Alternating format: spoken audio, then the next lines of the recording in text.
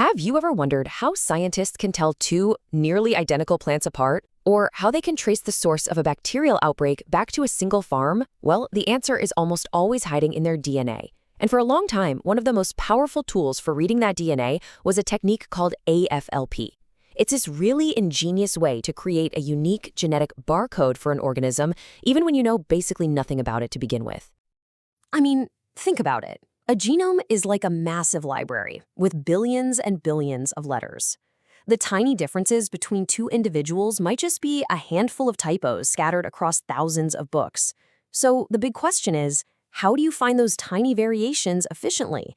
How do you zero in on the exact genetic differences that actually matter? This is the fundamental challenge that led brilliant scientists to develop techniques just like AFLP.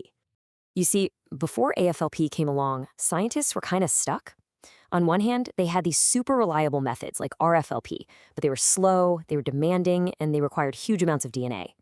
On the other hand, you had faster methods like RAPT, which were, let's just say, a little finicky. So sensitive, they'd often give you different results every time you ran them.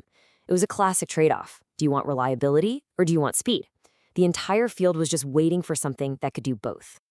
And then, that something better arrived. In the early 1990s, a Dutch company called Keygene came up with an incredibly elegant solution. Their technique, AFLP, was this beautiful fusion of ideas. It basically took the rock-solid reliability of the older methods and combined it with the speed and efficiency of the newer ones, creating a technique that was way more powerful than the sum of its parts. So what in the world is amplified fragment length polymorphism, or AFLP? Well, at its heart, it's a process of really smart, controlled sampling. You take an organism's entire genome, you chop it up into millions of tiny pieces, and then, using the power of PCR, you selectively copy just a small, representative fraction of them. What you get is a unique pattern, a genetic fingerprint. And here's the most brilliant part. You can do all of this without knowing a single thing about the organism's DNA sequence beforehand. It's incredible.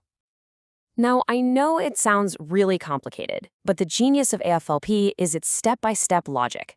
So let's break it down and see how you actually go from a whole mess of DNA to a clean, unique fingerprint. Okay, it really all boils down to these 5 key stages. First, you cut up the DNA with precision. Second, you attach these special tags to the ends of every single piece. Then, in 2 rounds of amplification, you make copies of only a tiny fraction of those tagged pieces. And finally, you visualize the results, and boom, you've revealed the unique genetic barcode.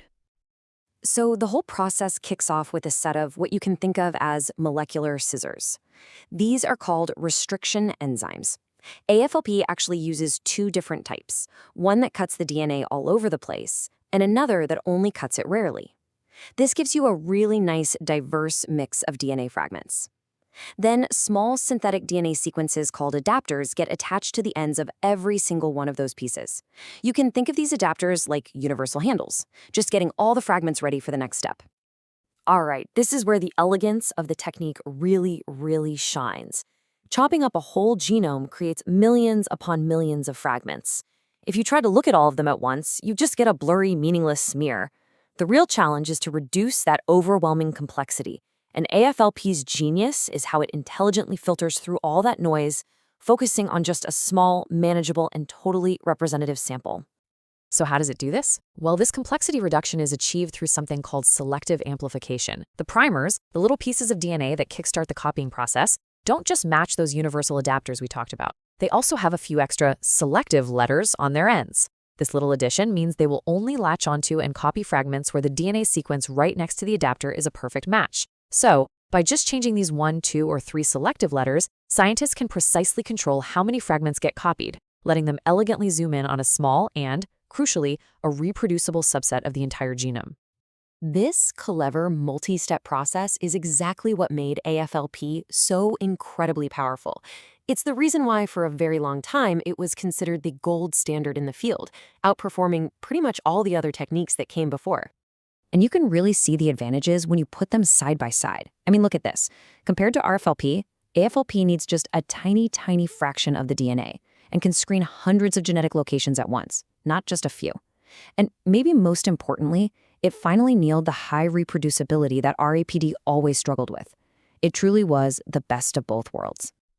So, to sum up all the good stuff, AFLP's strengths are crystal clear. It's highly reliable. You can count on the results. It gives you a snapshot of the entire genome without needing any pre-existing sequence information. And from a single reaction, you get a ton of data. We're talking 50 to 100 genetic markers, easy. This combination of power and efficiency is what made it so good at spotting even the most minor genetic differences. But, of course, no technique is perfect. AFLP's biggest limitation is that it produces what are called dominant markers. Now, what that means is you can see if a genetic fragment is there, but you can't tell if an individual has one copy or two. It's also pretty technically demanding. You need very pure DNA to start with, and interpreting the results can be really tough without specialized equipment.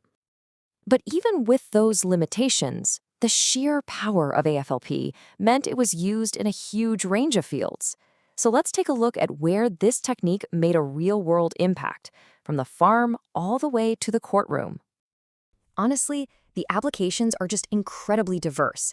You had plant breeders using it to develop stronger, more resilient crops. Biologists used it to draw the family trees for countless species.